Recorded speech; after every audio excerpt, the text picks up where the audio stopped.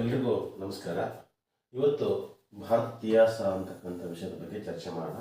ಭಾರತೀಯಾಸ ವಿಷಯದಲ್ಲಿ ರಾಷ್ಟ್ರೀಯ ಚಳವಳಿ ಅಂತಕ್ಕಂಥದ್ದು, ರಾಷ್ಟ್ರೀಯ ಚಳವಳಿಯಲ್ಲಿ ಒಂದು ಚರ್ಚೆ ಮಾಡ್ತಾ ಇದ್ದೀವಿ ಆಲ್ರೆಡಿ. ಒಂದು ಪ್ರಮುಖವಾಗಿರ್ತಕ್ಕಂಥ ವಿಷಯ ಏನಂತಂದಾಗ INC ಅಧಿವೇಶನಗಳು ಅಂತಕ್ಕಂಥದ್ದು. INC ಅಂತಂದರೆ ಇಂಡಿಯನ್ ನ್ಯಾಷನಲ್ ಕಾಂಗ್ರೆಸ್ ಅಂತಕ್ಕಂಥದ್ದು. ಇಂಡಿಯನ್ ನ್ಯಾಷನಲ್ ಕಾಂಗ್ರೆಸ್ ಸಂಬಂಧಪಟ್ಟಂತೆ ಈಗ ಆಲ್ರೆಡಿ ನಾವು ಇದರ ಸ್ಥಾಪನೆ ಬಗ್ಗೆ ಚರ್ಚೆ ಮಾಡಿದ್ವಿ. ನಾವು ಯಾವಾಗಂತಂದಾಗ 1885ರಲ್ಲಿ INC ಸ್ಥಾಪನೆ ಆಯಿತು. ಅದರ ಮೊದಲ ಅಧಿವೇಶನ ಮುಂಬೈಯಲ್ಲಿ ನಡೀತು. ಅದೇ ರೀತಿ 1886 ಅಂತಕ್ಕಂಥದ್ದು ಎರಡನೇ ಅಧಿವೇಶನ ಕಲ್ಕತ್ತಲ್ಲಿ ನಡೀತು. 1887 ಅಂತಕ್ಕಂಥದ್ದು ಮೂರನೇ ಅಧಿವೇಶನ ಮದ್ರಾಸ್ನಲ್ಲಿ ನಡೆಯುತ್ತೆ. ನಂತರ 1888ರಲ್ಲಿ ಅಲಹಾಬಾದ್ನಲ್ಲಿ ನಡೆಯುತ್ತೆ. ಇಲ್ಲಿ ಅಂತಂದಾಗ ಅಲಹಾಬಾದ್ನಲ್ಲಿ ಜಾರ್ಜ್ ಜೋಲಿ ಅಂತಕ್ಕಂಥವನು, ಬ್ರಿಟಿಷ್ ಒಬ್ಬ ವ್ಯಕ್ತಿ ಅಂತಕ್ಕಂಥವನು ಅಧ್ಯಕ್ಷತೆ ವಹಿಸಿದ್ದ.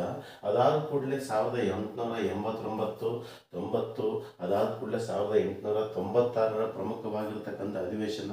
ಅದೇ ರೀತಿ 1900ರಲ್ಲಿ ನಡೆದಿರ್ತಕ್ಕಂಥ ಅಧಿವೇಶನದಲ್ಲಿ ನಾರಾಯಣ ಗಣೇಶ್ ಚಂದವರ್ಕರ್ ಅಂತಕ್ಕಂಥವರು ಈ ಒಂದು ಕನ್ನಡಿಗ ಅಧ್ಯಕ್ಷತೆ ವಹಿಸಿದರು. 1906ರ ಅಧಿವೇಶನ ಅಂತಕ್ಕಂಥದ್ದು ಕಲ್ಕತ್ತಾದಲ್ಲಿ ನಡೆಯುತ್ತೆ. ಇಲ್ಲಿ ದಾದಾಬಾಯಿ ನವರೋಜಿ ಅಂತಕ್ಕಂಥವ್ರು ಅಧ್ಯಕ್ಷರಾಗಿದ್ದರು. ಇದಕ್ಕೆ ಸಂಬಂಧಪಟ್ಟಂತೆ ಸ್ವರಾಜ್ ಅಂತಕ್ಕಂಥ ಪದವನ್ನು ಬಳಕೆ ಮಾಡಿದರು.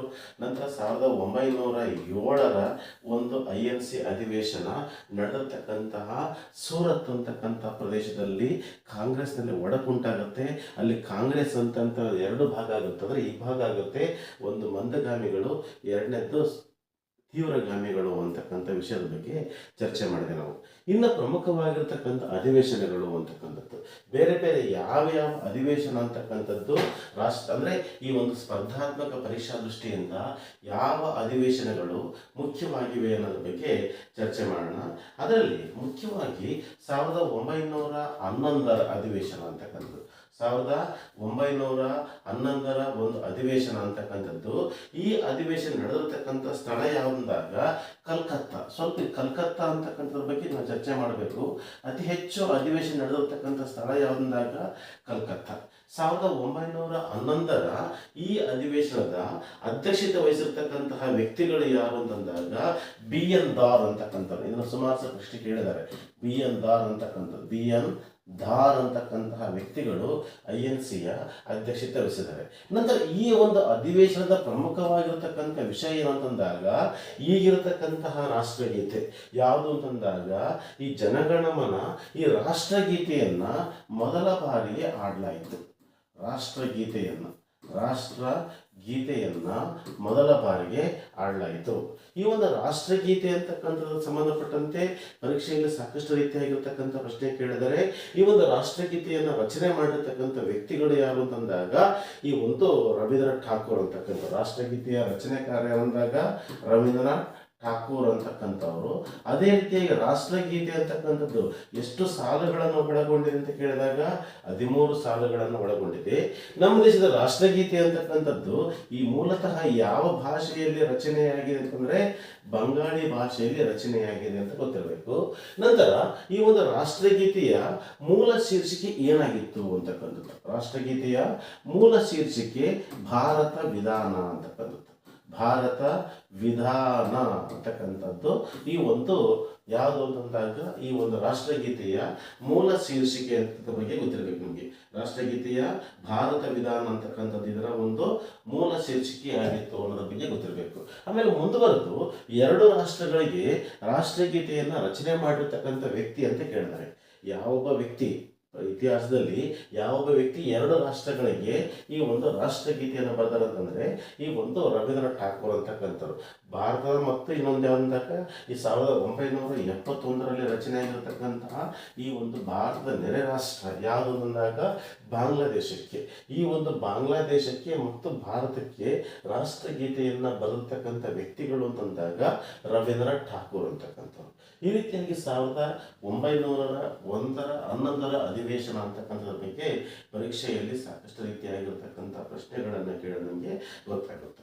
ಅದೇ ರೀತಿಯಾಗಿ ಇನ್ನೊಂದು ಪ್ರಮುಖವಾಗಿರ್ತಕ್ಕಂಥ ಅಂಶ ಅಂತಂದ್ರೆ ಯಾವ ಒಂದು ವಿಷಯ ಸಂಬಂಧಪಟ್ಟಂತೆ ಜಾಸ್ತಿ ಪ್ರಶ್ನೆ ಕೇಳಿದಾಗ 1900ರ ಅಧಿವೇಶನ, 1916ರ ಅಧಿವೇಶನ ಅಂತಕ್ಕಂಥದ್ದು, 1916ರ 16ರ ಅಧಿವೇಶನ ಅಂತಕ್ಕಂಥದ್ದು. 1916ರ ಅಧಿವೇಶನ ನಡೆದಿರ್ತಕ್ಕಂತಹ ಸ್ಥಳ ಯಾವುದು ಅಂತಂದಾಗ ಲಕ್ನೋ. 1916ರ ಕಾಂಗ್ರೆಸ್ ಅಧಿವೇಶನ ನಡೆದಿರ್ತಕ್ಕಂಥ ಸ್ಥಳ ಯಾವುದಂದಾಗ ಈ ಒಂದು ಲಕ್ನೋ ಅಂತಕ್ಕಂಥದ್ದು. ಈ ಅಧಿವೇಶನದ ಅಧ್ಯಕ್ಷತೆ ವಹಿಸಿರ್ತಕ್ಕಂಥ ವ್ಯಕ್ತಿಗಳು ಯಾರು ಅಂತಂದಾಗ AC ಮುಜುಮ್ದಾರ್ ಅಂತಕ್ಕಂಥ. ಯಾರು ಅಂತಂದ್ರೆ AC ಮುಜುಮ್ದಾರ್. AC ಮುಜುಮ್ದಾರ್ ಅಂತಕ್ಕಂಥ. AC ಮುಜುಮ್ದಾರ್ ಇದನ್ನ ಅಂಬಿಕಾ ಚರಣ್ ಮುಜುಮ್ದಾರ್ ಅಂತಕ್ಕಂಥ ಕೆಲವು ರೀತಿಯಾಗಿ ಬಿಡಿಸಿ ಬರೀಬಹುದು. ಅಂಬಿಕಾ ಚರಣ್ ಮುಜುಮ್ದಾರ್ ಅಂತಕ್ಕಂಥದ್ದು. ಈ ಒಂದು ಲಕ್ನೋ ಒಪ್ಪಂದ ಯಾಕೆ ಮುಖ್ಯವಾಗಿರ್ತಕ್ಕಂಥ ಅಂಶ ಅಂತಂದ್ರೆ ಇಲ್ಲಿ ಮುಖ್ಯವಾಗಿ INC ಅಂತಕ್ಕಂಥದ್ದು ಯಾವುದು ಅಂತಂದಾಗ INC ಅಂತಕ್ಕಂಥದ್ದು 1907ರಲ್ಲಿ ಈ ಒಂದು INC ಅಂತಕ್ಕಂಥದ್ದು 2 ಭಾಗ ಆಗಿದೆ ಅಂತ ಚರ್ಚೆ ಮಾಡಿದೆವು. ಒಂದು ಮಂದಗಾಮಿಗಳು, ಇನ್ನೊಂದು ಯಾವುದು ಅಂತಂದಾಗ ತೀವ್ರಗಾಮಿಗಳು ಅಂತಕ್ಕಂಥದ್ದು. ಈ ಒಂದು ಮಂದಗಾಮಿಗಳು ಮತ್ತು ತೀವ್ರಗಾಮಿಗಳು ಯಾವಾಗ INC ವಿಭಾಗ ಆಗುತ್ತೆ, ಇದರ ಒಂದು ತೀಕ್ಷ್ಣತೆ INCಯ ಒಂದು ಕಾರ್ಯಪ್ರವೃತ್ತಿ ಕಡಿಮೆ ಆಗುತ್ತೆ. ಆ ಸಂದರ್ಭದಲ್ಲಿ ಒಬ್ಬ ಮಹಿಳೆ ಯಾರು ಅಂತಂದಾಗ ಅನಿ ಬೆಸೆಂಟ್ ಅಂತಕ್ಕಂಥ. ಈ ಒಂದು ಅನಿ ಬೆಸೆಂಟ್ ಅವರ ಪ್ರಯತ್ನದಿಂದ ಅನಿ ಬೆಸೆಂಟ್ ಅಂತಕ್ಕಂಥವ್ರು ಯಾರನ್ನ ಮನವೊಲಿಸಿದಾಗ ತಿಲಕರನ್ನ ಮನವೊಲಿಸೋದ್ರ ಮೂಲಕ ಈ ಒಂದು ಅನಿ ಬೆಸೆಂಟ್ ಅವರ ಒಂದು ಪ್ರಮುಖವಾಗಿರತಕ್ಕಂಥ ಪ್ರಯತ್ನದಿಂದ ಈ ಒಂದು ಯಾರು ಅಂತಂದಾಗ ತಿಲಕ್ ಅಂತಕ್ಕಂಥವ್ರು ಪುನಃ ಎಲ್ಲಿ ಸೇರಿದ್ರು ಅಂತಂದಾಗ INCಯಲ್ಲಿ ಸೇರ್ತಾರೆ. ಅಂದ್ರೆ INC ಅಂತಕ್ಕಂಥದ್ದು ಮತ್ತೆ ಒಂದಾಗುತ್ತೆ. ಅಂದ್ರೆ ಈ ಒಂದು 1907ರಲ್ಲಿ ಸೂರತ್ನಲ್ಲಿ ಉಂಟಾಗಿರ್ತಕ್ಕಂಥ ಕೆಲವೊಂದು ಘಟನೆಗಳಿಂದ INC ಅಂತಕ್ಕಂಥದ್ದು 2 ಭಾಗ ಆಗಿತ್ತು. ಆದರೆ 1916ರಲ್ಲಿ ಏನಾಗುತ್ತೆ, ಅನಿ ಬೆಸೆಂಟ್ ಅವರ ಪ್ರಯತ್ನದಿಂದ INC ಮತ್ತೆ ಒಂದುಗೂಡುತ್ತೆ. ಈ ರೀತಿಯಾಗಿರ್ತಕ್ಕಂಥ ತೀವ್ರಗಾಮಿಗಳು ಮತ್ತು ಮಂದಗಾಮಿಗಳು ಒಂದುಗೂಡೋದನ್ನ ಇಲ್ಲಿ ಒಂದು ಪದವನ್ನು ಬಳಕೆ ಮಾಡಿದ್ದಾರೆ. ಯಾವುದು ಅಂತಂದಾಗ ಲಕ್ನೋ ಒಪ್ಪಂದ ಅಂತಕ್ಕಂಥದ್ದು. ಲಕ್ನೋ ಒಪ್ಪಂದದ ಮೂಲಕ ಮನವೊಲಿಸೋದ್ರ ಮೂಲಕ ಅದಲ್ಲದೆ ಇನ್ನೊಂದು ಸ್ವಲ್ಪ ಪ್ರಮುಖವಾಗಿರತಕ್ಕಂಥ ಅಂಶ ಗಮನಿಸಬಹುದು. 1916ರ ಈ ಒಂದು ಕಾಂಗ್ರೆಸ್ ಅಧಿವೇಶನ ಅಂತಕ್ಕಂಥದ್ದು 1916 ಕಾಂಗ್ರೆಸ್ ಅಧಿವೇಶನ ಲಕ್ನೋದಲ್ಲಿ INC ಅಧಿವೇಶನ ಫಿಕ್ಸ್ ಆಗುತ್ತೆ. ಅದೇ ರೀತಿಯಾಗಿ 1916ರ ಮುಸ್ಲಿಂ ಲೀಗ್ ಅಧಿವೇಶನ ಅಂತಕ್ಕಂಥ ಮುಸ್ಲಿಂ ಲೀಗ್ ಅಧಿವೇಶನ ಸಹ ಎಲ್ಲಿ ಫಿಕ್ಸ್ ಆಗುತ್ತೆ ಅಂತಂದಾಗ ಲಕ್ನೋದಲ್ಲಿ ಫಿಕ್ಸ್ ಆಗುತ್ತೆ. ಈ 1916ರಲ್ಲಿ ಈ ಒಂದು INC ಮತ್ತು ಮುಸ್ಲಿಂ ಲೀಗ್ ಮಧ್ಯೆ ಕೆಲವೊಂದು ಭಿನ್ನಾಭಿಪ್ರಾಯಗಳಿತ್ತು. ಯಾವುದು ಅಂತಂದಾಗ INC ಮತ್ತು ಮುಸ್ಲಿಂ ಲೀಗ್ ಮಧ್ಯೆ ಕೆಲವೊಂದು ಭಿನ್ನಾಭಿಪ್ರಾಯಗಳಿತ್ತು. ಈ ಭಿನ್ನಾಭಿಪ್ರಾಯಕ್ಕೆ ಮುಖ್ಯವಾಗಿರ್ತಕ್ಕಂಥ ಕಾರಣ ಏನಂದಾಗ 1909ರಲ್ಲಿ ಈ ಒಂದು ಇಂಗ್ಲೆಂಡ್ ಸರ್ಕಾರ ಅಥವಾ ಬ್ರಿಟಿಷ್ ಸರ್ಕಾರ ಕೆಲವೊಂದು ಸುಧಾರಣೆಗಳ ತಂದು ಅದನ್ನ ಮಾರ್ಲೆ ಮಿಂಟೋ ಸುಧಾರಣೆಗಳು ಅಂತ ಕರಿತೀವಿ, ಅಥವಾ ಮಿಂಟೋ ಮಾರ್ಲೆ ಸುಧಾರಣೆಗಳು ಅಂತ ಕರಿತೀವಿ ನಾವು. ಆಗಿರ್ತಕ್ಕಂಥ ವೈಸ್ರಾಯ್ ಮತ್ತು ರಾಜ್ಯ ಕಾರ್ಯದರ್ಶಿಗಳು ಇವ್ರು ಸೇರ್ಕೊಂಡು ಏನ್ ಮಾಡ್ತಂದಾಗ ಭಾರತಕ್ಕೆ ಕೆಲವೊಂದು ಸಾಂವಿಧಾನಿಕ ಸುಧಾರಣೆಗಳನ್ನು ತರ್ತಾರೆ. ಈ ಒಂದು ಸುಧಾರಣೆಯಲ್ಲಿ ಏನು ಅಂತಂದಾಗ ಮುಸ್ಲಿಮರಿಗೆ ಪ್ರತ್ಯೇಕವಾಗಿರತಕ್ಕಂಥ ಮತಕ್ಷೇತ್ರಗಳನ್ನ ಈ ಸುಧಾರಣೆಗಳಲ್ಲಿ ಕೊಟ್ಟಿದ್ರು. ಈ ಒಂದು ಮುಸ್ಲಿಮರಿಗೆ ಪ್ರತ್ಯೇಕವಾಗಿರತಕ್ಕಂಥ ಮತಕ್ಷೇತ್ರ ಕೊಟ್ಟದನ್ನ ಯಾರು ಅಂತಂದಾಗ INC ತೀವ್ರವಾಗಿ ವಿರೋಧ ಮಾಡಿತ್ತು. ಯಾವುದನ್ನ, ಈ ಒಂದು ಪಾರ್ಲಿಮೆಂಟ್ ಸುಧಾರಣೆಗಳಲ್ಲಿ ಮುಸ್ಲಿಮರಿಗೆ ಪ್ರತ್ಯೇಕವಾಗಿರತಕ್ಕಂಥ ಮತಕ್ಷೇತ್ರ ಕೊಟ್ಟದನ್ನ INC ತೀವ್ರವಾಗಿರತಕ್ಕಂಥ ವಿರೋಧ ಮಾಡಿದಾಗ ಈ ಮುಸ್ಲಿಂ ಲೀಗ್ ಮತ್ತು INC ಮಧ್ಯೆ ಸಾಕಷ್ಟು ರೀತಿಯಾಗಿರ್ತಕ್ಕಂಥ ಭಿನ್ನಾಭಿಪ್ರಾಯಗಳು ಕಂಡುಬಂತು. ಆದರೆ 1916ರಲ್ಲಿ ಭಾರತದ ಸ್ವಾತಂತ್ರ್ಯ ಹೋರಾಟದ ಹಿತದೃಷ್ಟಿಯಿಂದ ಆ ಸಂದರ್ಭದಲ್ಲಿ ಮುಸ್ಲಿಮರಿಗೆ ಕೊಟ್ಟಿರತಕ್ಕಂತಹ ಪ್ರತ್ಯೇಕ ಮತಕ್ಷೇತ್ರಗಳನ್ನ ಕಾಂಗ್ರೆಸ್ ಒಪ್ಪಿಕೊಂಡಿತ್ತು. ಯಾವಾಗ ಈ ಭಿನ್ನಾಭಿಪ್ರಾಯಗಳು ಬೇರೆ ಆಗ್ತವೆ ನೋಡ್ರಿ, ಈ ಭಿನ್ನಾಭಿಪ್ರಾಯಗಳು ಸರಿ ಹೋಗ್ತವೆ, ಅವಾಗ ಏನಾಗುತ್ತಂದಾಗ ಈ ಒಂದು ಮುಖ್ಯವಾಗಿರತಕ್ಕಂಥ ಉದ್ದೇಶ ಏನಂದಾಗ ಸ್ವಾತಂತ್ರ್ಯ ಚಳವಳಿಯ ಮೂಲ ಉದ್ದೇಶದಿಂದ INC ಅಂತಕ್ಕಂಥದ್ದು ಮುಸ್ಲಿಮರಿಗೆ ಕೊಟ್ಟಿರ್ತಕ್ಕಂತಹ ಪ್ರತ್ಯೇಕ ಮತಕ್ಷೇತ್ರವನ್ನು ಒಪ್ಕೊಂತ ಆವಾಗ ಈ ಒಂದು ಮುಸ್ಲಿಂ ಲೀಗ್ ಮತ್ತು INC ಮಧ್ಯೆ ಮತ್ತೆ ಒಂದು ಭಿನ್ನಾಭಿಪ್ರಾಯಗಳು ದೂರ ಆಗಿ ಮತ್ತೆ ಒಂದುಗೂಡುತ್ತವೆ. ಎಲ್ಲಿ ಅಂತಂದಾಗ ಲಕ್ನೋದಲ್ಲಿ. ಇದನ್ನ ಸಹ ಏನಂದಾಗ ಲಕ್ನೋ ಒಪ್ಪಂದ ಅಂತಕ್ಕಂಥ ಪದವನ್ನ ನಾವು ಬಳಕೆ ಮಾಡಬಹುದು. ಅಂದ್ರೆ ಲಕ್ನೋ ಒಪ್ಪಂದ ಅಂತಕ್ಕಂಥದ್ದು ಕಾಂಗ್ರೆಸ್ ಕಾಂಗ್ರೆಸ್ನ ಒಂದು ರಾಷ್ಟ್ರೀಯ ಚಳವಳಿಗೆ ಸ್ಫೂರ್ತಿಯನ್ನು ನೀಡಿತು ಅಂತ ಅನ್ಬೋದು. ನಂತರ ದುರಾದೃಷ್ಟ ವಿಷಯ ಏನಂದಾಗ ಈ ಒಂದು ಮುಸ್ಲಿಂಗೆ ಕೊಟ್ಟಿರ್ತಕ್ಕಂತಹ ಮತಕ್ಷೇತ್ರಗಳನ್ನು ಯಾವಾಗ ಒಪ್ಕಂತ INC ಅಲ್ಲಿಂದ ಭಾರತದಲ್ಲಿ ಕೋಮುವಾದ ಅಂತಕ್ಕಂಥದ್ದು ಜಾಸ್ತಿ ಆಯಿತು ಅಂತಕ್ಕಂಥ ಕೆಲವೊಬ್ಬರ ಅಭಿಪ್ರಾಯ ಅಂತಕ್ಕಂಥ ಸ್ವಲ್ಪ ಗೊತ್ತಿರಬೇಕು ಅಷ್ಟೇ, ಆಯ್ತಾ. ನೆಕ್ಸ್ಟ್ ಇನ್ನೊಂದು ಪ್ರಮುಖವಾಗಿರ್ತಕ್ಕಂಥ ಅಧಿವೇಶನ ಬಂದಾಗ 1917ರ ಅಧಿವೇಶನ ಅಂತಕ್ಕಂಥದ್ದು.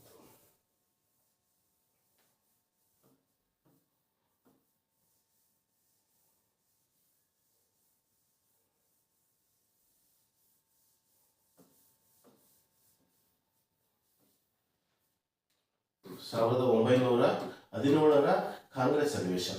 1917ರ ಕಾಂಗ್ರೆಸ್ ಅಧಿವೇಶನ ನಡೆದಿರ್ತಕ್ಕಂಥ ಸ್ಥಳ ಯಾವುದು ಅಂತಂದಾಗ ಕಲ್ಕತ್ತಾ. 1917ರ ಕಾಂಗ್ರೆಸ್ ಅಧಿವೇಶನ ನಡೆದಿರ್ತಕ್ಕಂಥ ಸ್ಥಳ ಯಾವುದಂದಾಗ ಕಲ್ಕತ್ತಾ. ಈ ಕಲ್ಕತ್ತಾದಲ್ಲಿ ಅಧ್ಯಕ್ಷತೆ ವಹಿಸಿರ್ತಕ್ಕಂಥವ್ರು ಯಾರು ಅಂತಂದಾಗ ಒಂದು ವಿಶಿಷ್ಟವಾಗಿರ್ತಕ್ಕಂಥ ಅಂಶ, ರಾಷ್ಟ್ರೀಯ ಕಾಂಗ್ರೆಸ್ ಇತಿಹಾಸದಲ್ಲಿ ಒಬ್ಬ ಮಹಿಳೆ ಅಂತಕ್ಕಂಥವಳು ಈ ಒಂದು INCಯ ಅಧ್ಯಕ್ಷತೆಯನ್ನು ವಹಿಸ್ತಾರೆ. ಯಾರು ಅಂತಂದಾಗ ಆನಿ ಬೆಸೆಂಟ್ ಅಂತಕ್ಕಂಥ, ಯಾರು ಆನಿ ಬೆಸೆಂಟ್ ಅಂತಕ್ಕಂಥವ್ರು. ಆನಿ ಬೆಸೆಂಟ್ ಅಂತಕ್ಕಂಥವಳು ಈ ಒಂದು INC ಅಧ್ಯಕ್ಷತೆ ವಹಿಸ್ತಾರೆ. INC ಅಧ್ಯಕ್ಷತೆ ವಹಿಸಿರ್ತಕ್ಕಂತಹ ಮೊದಲ ಮಹಿಳೆ, INC ಅಧ್ಯಕ್ಷತೆ ವಹಿಸಿರ್ತಕ್ಕಂತಹ ಮೊದಲ ಮಹಿಳೆ ಯಾರು ಅಂತಂದಾಗ ಆನಿ ಬೆಸೆಂಟ್. ಅದುವರೆಗೆ ಯಾವೊಬ್ಬ ಮಹಿಳೆ ಸಹಾಯ ಮಾಡಿದ್ದಿಲ್ಲ ಅಂತಂದಾಗ ಈ ಒಂದು INCಯ ಅಧ್ಯಕ್ಷತೆ ವಹಿಸಿಲ್ಲ. ಇಲ್ಲಿ ಆನಿ ಬೆಸೆಂಟ್ ಅಂತಕ್ಕಂಥವ್ರ ಒಂದು ಕೊಡುಗೆ ಏನು ಅಂತಂದಾಗ ಇವರು ಮುಖ್ಯವಾಗಿ 1916ರಲ್ಲಿ ಒಂದು ಹೋಮ್ ರೂಲ್ ಚಳವಳಿ ಅಂತ ಸ್ಟಾರ್ಟ್ ಮಾಡ್ತಾರೆ.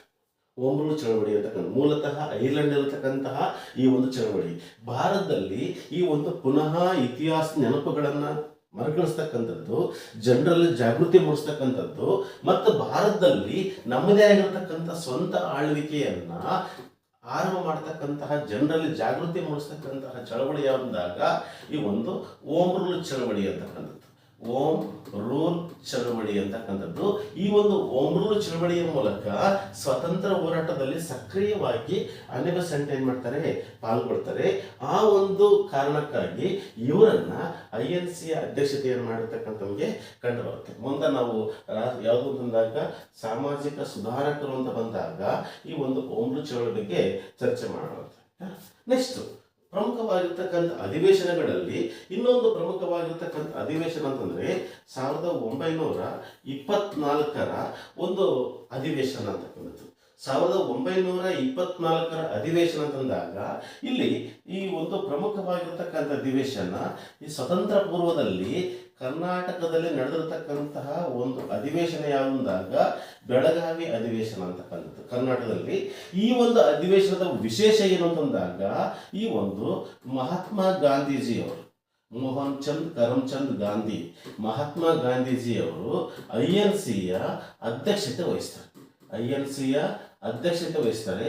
ಗಾಂಧೀಜಿ ಅಧ್ಯಕ್ಷತೆ ವಹಿಸಿರ್ತಕ್ಕಂಥ ಏಕೈಕ ಅಧಿವೇಶನ ಅಂತಂದ್ರೆ ಅದು ಬೆಳಗಾವಿ ಅಧಿವೇಶನ. ಕಾಂಗ್ರೆಸ್ ಗಾಂಧೀಜಿ ಅಂತಕ್ಕಂಥದ್ದು ಅಧಿವೇಶನದ ಅಧ್ಯಕ್ಷತೆ ವಹಿಸಿರ್ತಕ್ಕಂತಹ ಏಕೈಕ ಅಧಿವೇಶನ ಅಂತಂದ್ರೆ ಇದು ಬೆಳಗಾವಿ ಅಧಿವೇಶನ ಅಂತ ಕರಿಬಹುದು ನಾವು. ಈ ಒಂದು ಅಧಿವೇಶನ ಅಂತಕ್ಕಂಥದ್ದು ಅತ್ಯಂತ ಮಹತ್ವಪೂರ್ಣವಾಗಿರ್ತಕ್ಕಂತಹ ಒಂದು ಅಧಿವೇಶನ ಅಂತ ಗೊತ್ತಿರಬೇಕು ನಿಮಗೆ. ಯಾವುದು ಅಂತಂದಾಗ ಬೆಳಗಾವಿ ಅಧಿವೇಶನ ಅಂತಕ್ಕಂಥದ್ದು. ಇಲ್ಲಿ ಸ್ವಲ್ಪ ಗಾಂಧೀಜಿಗೆ ಮತ್ತು ಈ ಒಂದು INC ಇರ್ತಕ್ಕಂತಹ ಒಂದು ಸಂಬಂಧದ ಬಗ್ಗೆ ಒಂದು ಕಿರು ಒಂದು ಬರ್ಜೆ ನೋಡೋಣ. ಗಾಂಧೀಜಿ ಅಂತಕ್ಕಂಥವ್ರು ಮೊಟ್ಟ ಮೊದಲ ಬಾರಿಗೆ 1901ರಲ್ಲಿ ಈ ಒಂದು ಕಾಂಗ್ರೆಸ್ ಅನ್ನ ಸೇರ್ತಾರೆ. ಅಂದ್ರೆ INCಯಲ್ಲಿ ಮೊಟ್ಟ ಮೊದಲ ಬಾರಿಗೆ ಗಾಂಧೀಜಿ ಭಾಗವಹಿಸಿರ್ತಕ್ಕಂಥದ್ದು 1901ರಲ್ಲಿ. ಮೂಲತಃ ಅವರು ಎಲ್ಲಿದ್ರು ಅಂತಂದಾಗ ದಕ್ಷಿಣ ಆಫ್ರಿಕಾದಲ್ಲಿದ್ರು. ಅದೇ ರೀತಿಯಾಗಿ ಇವರು ಮುಖ್ಯವಾಗಿ ಅಂದಾಗ 1924ರಲ್ಲಿ ಅಧಿವೇಶನದ ಅಧ್ಯಕ್ಷತೆ ವಹಿಸ್ತಾರೆ. ನಂತರ ಕೆಲವೊಂದು ಭಿನ್ನಾಭಿಪ್ರಾಯಗಳ ಆಧಾರದ ಮೇಲೆ 1934ಕ್ಕೆ INCಗೆ ಅವರು ರಾಜೀನಾಮೆ ನೀಡ್ತಾರೆ. INCಗೆ ಏನ್ ಮಾಡ್ತಾರೆ, ಅವರು ರಾಜೀನಾಮೆ ನೀಡ್ತಾರೆ ಅಂತ ಗೊತ್ತಿರಬೇಕು ನಿಮಗೆ. ಅದಾದ ಕೂಡಲೇ ಮತ್ತೆ ಪುನಃ ಕಾಂಗ್ರೆಸ್ ಅಂತಕ್ಕಂಥದ್ದು ಸೇರ್ತಾರೆ. ಅದಾದ ಕೂಡಲೇ ನೆಕ್ಸ್ಟ್ ಸ್ವತಂತ್ರ ಬಂದಾಗ, ಅಂದ್ರೆ ಬ್ರಿಟಿಷರು ಭಾರತಕ್ಕೆ ಸ್ವಾತಂತ್ರ್ಯ ಯಾವಾಗ ಕೊಡ್ತೀವಿ ಅಂತ ಘೋಷಣೆ ಮಾಡ್ತಾರೆ ನೋಡ್ರಿ, ಅವ್ರು ಏನ್ ಮಾಡಿದ್ರು ಅಂತಂದಾಗ ಕಾಂಗ್ರೆಸ್ ಅನ್ನ ನಿಷೇಧ ಮಾಡುವಂತೆ ಮನವಿಯನ್ನ ಮಾಡ್ತಾರೆ. ಕಾಂಗ್ರೆಸ್ಸನ್ನು ನಿಷೇಧ ಮಾಡುವಂತೆ ಮನವಿಯನ್ನು ಮಾಡ್ತಾರೆ. ನಂತರ ಅದಕ್ಕೆ ಯಾವುದೇ ರೀತಿಯಾಗಿರ್ತಕ್ಕಂತಹ ಪರಿಣಾಮ ಬೀರದೇ ಇದ್ದಾಗ ಅವರು ತಮ್ಮ ಸದಸ್ಯತ್ವಕ್ಕೆ ಏನು ಮಾಡ್ತಾರ, ರಾಜೀನಾಮೆ ಕೊಡ್ತಾರೆ. ಇಲ್ಲಿ ಒಂದು ಪ್ರಶ್ನೆ ಕೇಳಿದ್ದಾರೆ. ಏನು ಕೇಳಿದಂದಾಗ ಭಾರತಕ್ಕೆ ಸ್ವಾತಂತ್ರ್ಯ ಬಂದಾಗ ಗಾಂಧೀಜಿ INCಯಲ್ಲಿ ಏನಾಗಿದ್ದರು ಅಂತ ಕೇಳಿದ್ದಾರೆ. ಅವರು ಅಧ್ಯಕ್ಷರಾಗಿದ್ದರ, ಕಾರ್ಯಕಾರಿ ಮಂಡಳಿ ಸದಸ್ಯರಾಗಿದ್ದರ, ಸಾಮಾನ್ಯವಾಗಿರ್ತಕ್ಕಂಥ ಸದಸ್ಯರಾಗಿದ್ದರ, ಕಾಂಗ್ರೆಸ್ನ ಸದಸ್ಯರಾಗಿರಲಿಲ್ಲ ಅಂತ ಕೇಳಿದರೆ, ರಾಷ್ಟ್ರಕ್ಕೆ ಸ್ವಾತಂತ್ರ್ಯ ಬಂದಾಗ ಗಾಂಧೀಜಿ ಅಂತಕ್ಕಂಥವರು ಕಾಂಗ್ರೆಸ್ಸಿನ ಏನಾಗಿರಲಿಲ್ಲ, ಸದಸ್ಯರಾಗಿರಲಿಲ್ಲ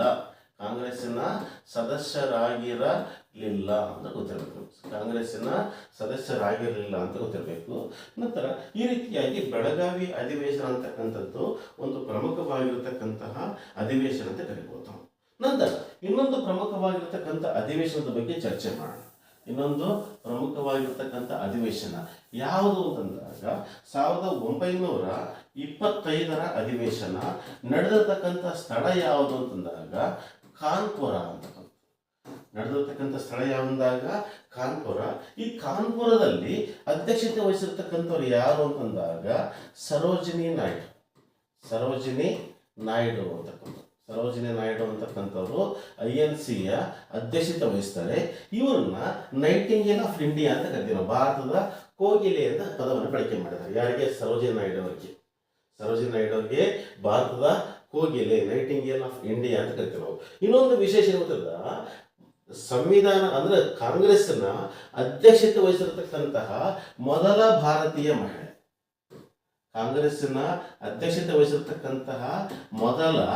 ಭಾರತೀಯ ಮಹಿಳೆ, ಮೊದಲ ಮಹಿಳೆ ಯಾರು ಅಂತಂದಾಗ ಅನಿ ಬೆಸೆಂಟ್. ಮೊದಲ ಭಾರತೀಯ ಮಹಿಳೆ ಅಂತಂದ್ರೆ ಯಾರು ಅಂತಂದಾಗ ಸರೋಜಿನಿ ನಾಯ್ಡು. ಈ ಒಂದು ವಿಷಯದ ಬಗ್ಗೆ ಗೊತ್ತಿರಬೇಕು ನಮಗೆ. ನಂತರ ಇವರು ಕೆಲವೊಂದು ಯಾವುದು ಅಂತಂದಾಗ ಗೋಲ್ಡನ್ ಥ್ರೆಶೋಲ್ಡ್ ಅಂತಕ್ಕಂತಹ ಒಂದು ಕೃತಿಯನ್ನು ಬರೆದಾರೆ ಇವರು. ನಂತರ ಅದೇ ರೀತಿಯಾಗಿ ದ ಬ್ರೋಕನ್ ವಿಂಗ್ ಅಂತಕ್ಕಂತಹ ಒಂದು ಕೃತಿಯನ್ನು ಬರೆದಾರೆ, ಅಂತಕ್ಕಂಥದ್ದು. ನಂತರ ದಿ ಮ್ಯಾಜಿಕ್ ಲೂಟ್ ಅಂತಕ್ಕಂತಹ ಒಂದು ಕೃತಿಯನ್ನು ಬರೆದಾರ. ನಂತರ ದಿ ಬರ್ಡ್ ಆಫ್ ಟೈಮ್ ಅಂತಕ್ಕಂತಹ ಕೃತಿಯನ್ನು ಬರೆದತಕ್ಕಂಥ ನಮಗೆ ಕಂಡು ಬರ್ತಾ ಇದೆ. ಇವು ಪ್ರಮುಖವಾಗಿರ್ತಕ್ಕಂತಹ ಅಧಿವೇಶನಗಳು. ಮತ್ತೆ ಇದ್ರ ಬಗ್ಗೆ ಚರ್ಚೆ ಮಾಡೋಣ. ಧನ್ಯವಾದ.